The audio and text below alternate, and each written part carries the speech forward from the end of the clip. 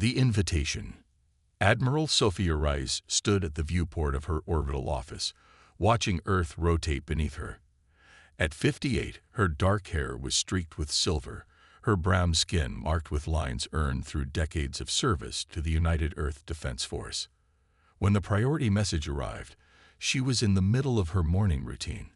Black coffee, data reports, and a moment to appreciate the planet she had sworn to protect. The holographic display shimmered to life above her desk, golden text floating in the air. Her aide, Lieutenant Commander Park, appeared in the doorway almost simultaneously. "Admiral, we've received an invitation from the Galactic Conclave," Park said, his expression revealing his disbelief.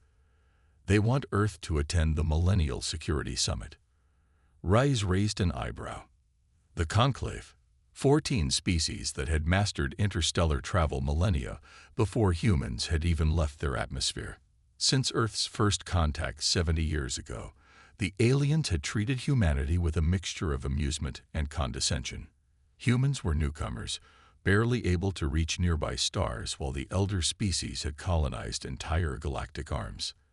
The invitation specifies that all attending species must bring their current flagship vessel. This is the UES Lexington, formerly the flagship of Earth's Heritage Fleet, Rice confirmed, carefully choosing her words. There was a pause. "You will be directed to Docking Bay 47E, the controller finally said. "Please follow the guidance beacons precisely." As they approached their assigned bay, noticeably smaller and farther from the central hub than the others, the crew of the Lexington could see aliens gathering at viewports to watch their approach. Most were visibly amused. "They're laughing at us," Lieutenant Catry at Navigation observed, her voice tight. "Let them laugh," Rice replied. "For now." The diplomatic reception began that evening in the Central Hub's Grand Hall. Representatives from all 14 conclave species mingled, their diverse biologies creating a tapestry of forms, colors, and sounds. Some floated in anti-gravity fields, others moved on multiple limbs, while a few existed within environmental suits that protected them from the station's atmosphere. Admiral Rice led a small delegation of 5 humans into this alien gathering. Their simple blue uniforms looked plain next to the ornate biological enhancements and technological displays of the elder species. A Gentai representative, its crystalline body refracting light into rainbow patterns, approached the humans first. "Admiral Rice," it hummed, the translator converting its vibrations into English. "How fascinating that Earth sent its most senior military leader aboard such a historic vessel." "The Lexington has served Earth well," Rice replied diplomatically. "We honor our past while building our future." Of course, the Gentai's crystals flickered in what the translator identified as amusement. "We were all young species once, though most of us advanced beyond chemical propulsion within our first millennium of spaceflight."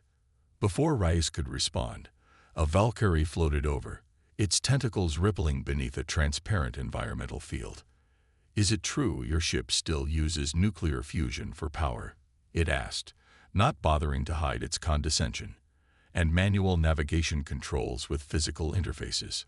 "The Lexington represents an important chapter in human engineering," Rice answered, maintaining her composure.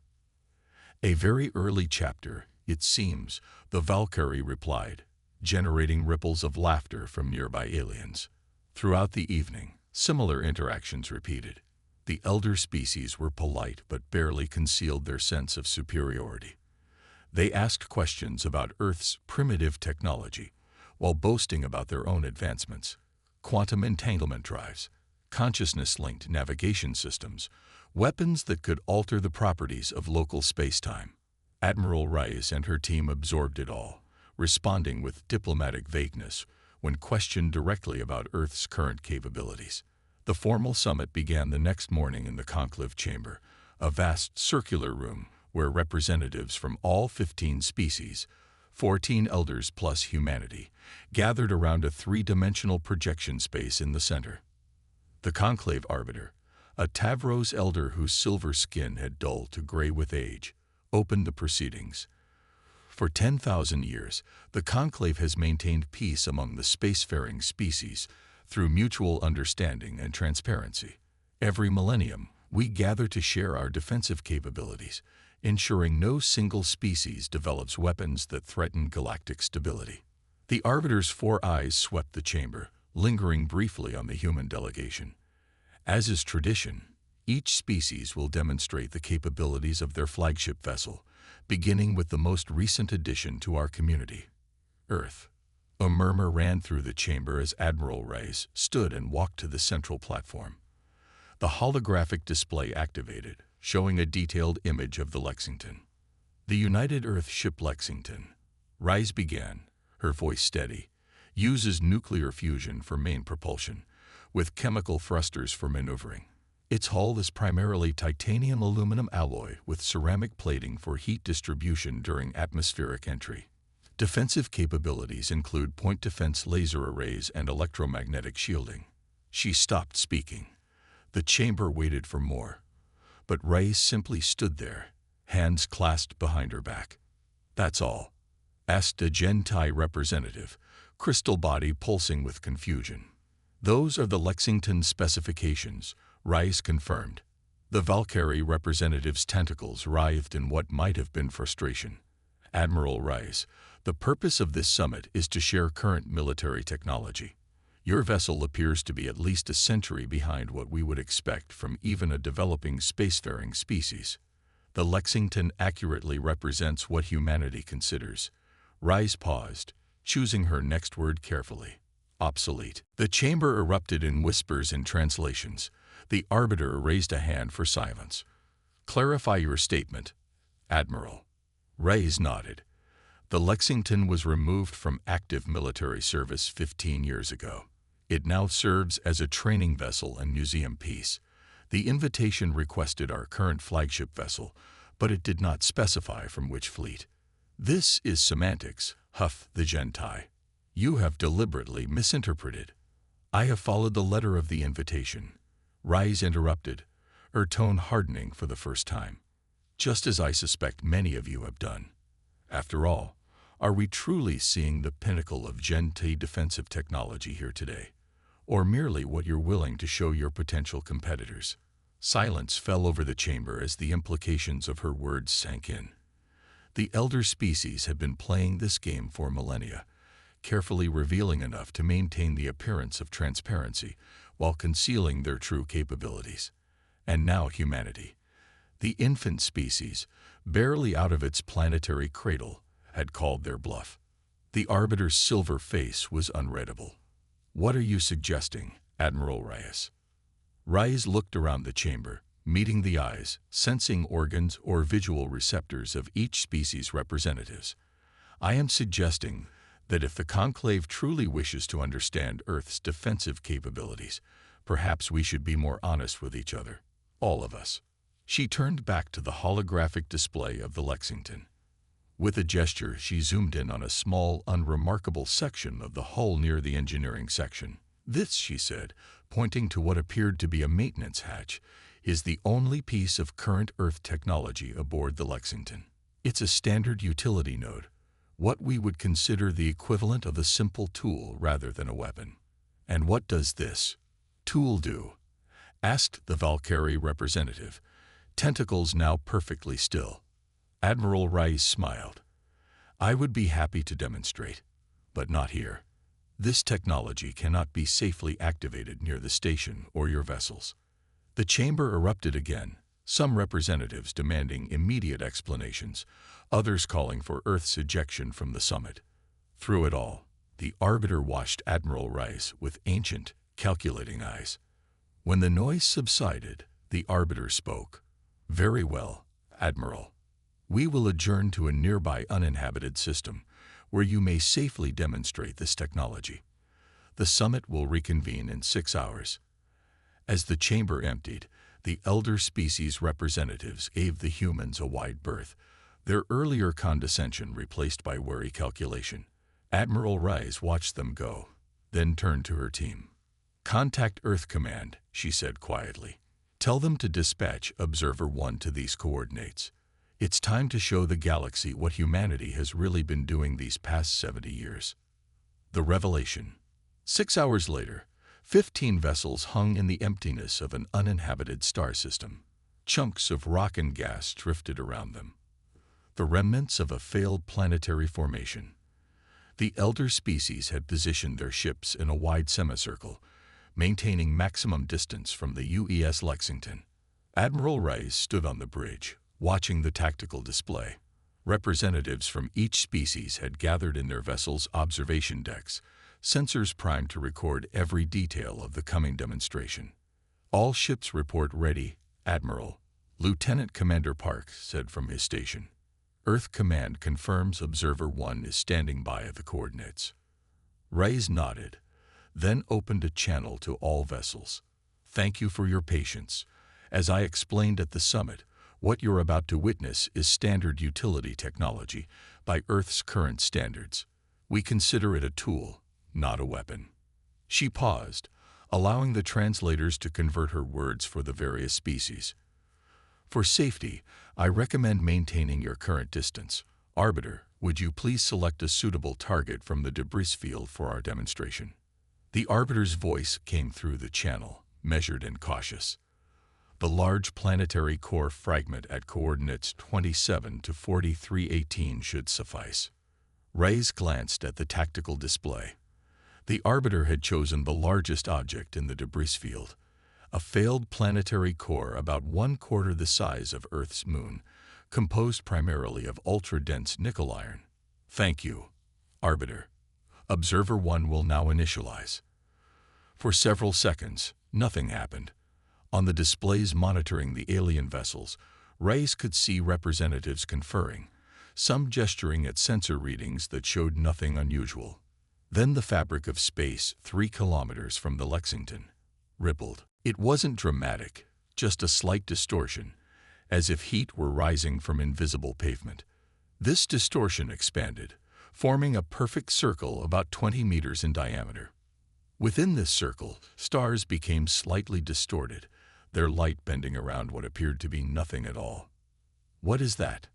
demanded the Valkyrie representative over the open channel. "Our sensors detect no mass, no energy signature. Observer 1 is a self-contained space-time management system," Rice explained calmly. "It operates by locally altering quantum probability fields rather than through conventional energy emissions." Before the aliens could respond, the invisible distortion began moving toward the planetary core fragment the Arbiter had selected. It accelerated smoothly, covering the distance in seconds without any visible propulsion method. When Observer 1 reached the massive chunk of nickel iron, it expanded. The distortion grew until it completely surrounded the planetary fragment, a bubble of altered space containing an object millions of times its apparent mass. Then, without warning or visible mechanism, the fragment began to change. The solid metal started separating into perfect cubes, each exactly 1 meter on each side. These cubes floated apart, suspended in an invisible lattice. Within minutes, the entire planetary fragment, billions of tons of ultra-dense metal, had been transformed into a floating 3-dimensional grid of perfect cubes.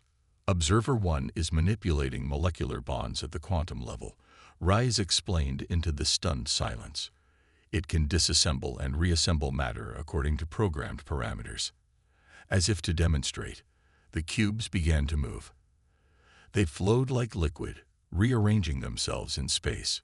Within minutes, they had formed a massive sculpture, a perfect replica of the conclave emblem, rendered in nickel-iron cubes, floating in the vacuum. "This is impossible," the Gen T representative finally said, crystal body pulsing erratically. "Such technology would require energy beyond what any known system could produce." "Observer 1 doesn't use energy in the conventional sense," Rice replied. "It leverages quantum entanglement to borrow processing capacity from parallel probability states." On the tactical display, Rice noted that several alien vessels were now actively scanning Observer 1, attempting to penetrate its secrets. She nodded to Lieutenant Catry, who pressed a sequence on her console. The massive conclave emblem sculpture suddenly collapsed.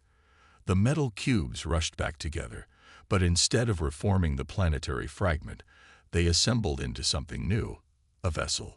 Within minutes, a perfect replica of a Gen-T cruiser floated in space, constructed entirely from the nickel-iron cubes. It was identical in every detail to the actual Gen-T vessel hanging in the semicircle of alien ships. As you can see, Rise continued, Observer 1 can analyze and replicate complex structures instantly. This capability extends to any material composition, including living biological systems. The replica cruiser dissolved, the cubes separating and rushing together again to form a Valkyrie vessel, then a Tavros sphere, and finally a human shape nearly a kilometer tall, standing among the stars. The open channel had gone completely silent. On the displays, Reyes could see the alien representatives in various states of shock or alarm. Admiral Reyes, the Arbiter finally spoke, voice uncharacteristically hesitant. How many of these observer units does Earth possess? That information is classified, Reyes replied. As I'm sure much of your own military data remains classified. Observer 1 is, as I said, a utility tool. Our actual defensive systems are considerably more advanced. Another long silence followed. Reyes could almost hear the calculations taking place aboard each alien vessel, the reassessment of power balances, the realization that humanity was not the infant species they had assumed. How? Asked the Valkyrie representative, its translator struggling to convey the complex emotions in its voice. How has Earth advanced so rapidly? Your species only achieved faster than light travel 70 years ago. Such progress should have taken millennia. Admiral Reyes allowed herself a small smile, perhaps because we were underestimated. While the Conclave watched our old ships and outdated technology, we were free to explore possibilities that older civilizations had deemed impossible or impractical. She paused, then added, "There's an old Earth saying, necessity is the mother of invention. When you're the smallest, weakest species in a galaxy of giants, you learn to innovate quickly." The human figure constructed of metal cubes raised its hand in a gesture of peace, then dissolved. The cubes rushed back together, reforming the original planetary fragment exactly as it had been before the demonstration, down to the last surface feature. The distortion surrounding Observer 1 contracted until it was once again just a small ripple in space, then vanished completely. Demonstration complete, Rise announced. Observer 1 has returned to Earth space. On the bridge of the Lexington, the crew waited in tense silence. The tactical officer's fingers hovered over defense systems that suddenly seemed primitive compared to what they had just revealed to the galaxy. Finally, the Arbiter spoke. The Conclave Chamber will reconvene in 12 hours. I believe we have much to discuss regarding Earth's status within the galactic community.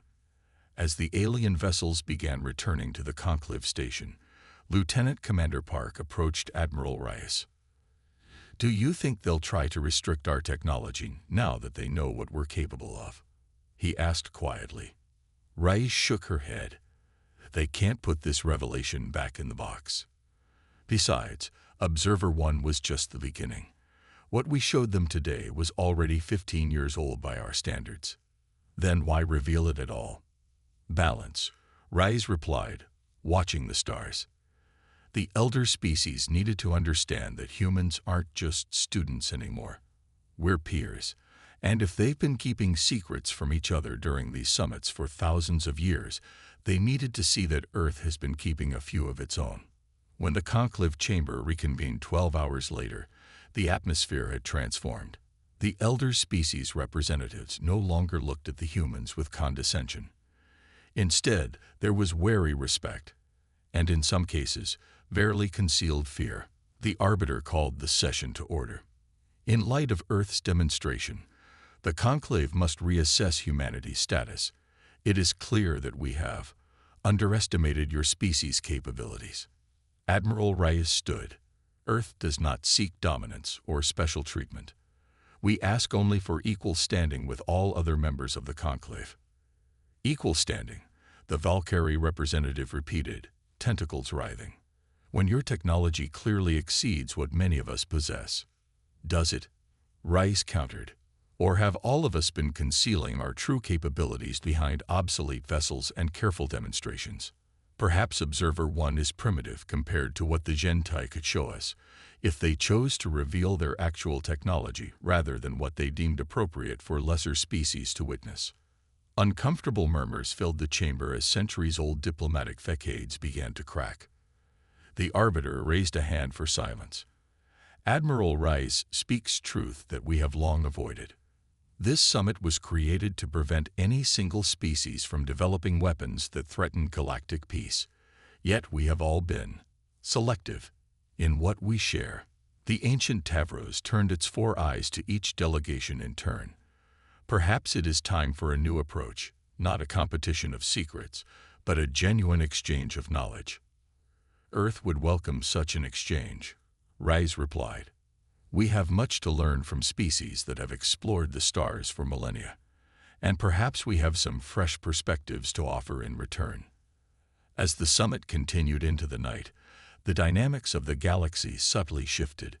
The elder species began speaking to the humans as equals, offering genuine technological exchanges rather than condescending lectures. Questions about Observer 1 and Earth's other advances were asked with professional curiosity instead of alarm. At the conclusion of the summit 3 days later, the Lexington prepared to return to Earth. Admiral Rice stood at the viewport of her quarters, watching the magnificent conclave station slowly rotate against the backdrop of stars. A message chimed on her personal console, a direct communication from the Arbiter. Admiral, the ancient Tavros said when Rice accepted the call, I wish to speak with you privately before your departure. Of course. Arbiter, what can I do for you? The silver face was solemn. In my 900 years, I have witnessed many shifts in the balance of power among the stars. But never have I seen a species advance as rapidly as humanity has. We had good teachers, Rise replied diplomatically, even when you thought we weren't paying attention. Indeed, the Arbiter's eyes blinked in sequence, a gesture of acknowledgement. I must ask, though not in my official capacity, does Earth harbor any hostility toward the conclave species for our past condescension? Admiral Rice considered the question carefully. Earth remembers being dismissed and underestimated, but we don't consider that a reason for hostility. Rather, we see it as an opportunity to build something better, a true community of equals among the stars. The ancient Tavros studied her for a long moment. I believe you, Admiral. And I believe the galaxy will be more interesting with humanity as a full partner in it.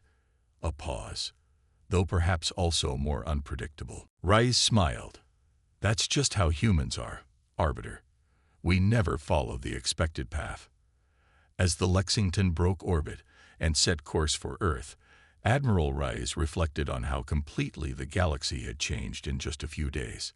The elder species now looked to humanity not with condescension, but with newfound respect, and perhaps a touch of healthy fear.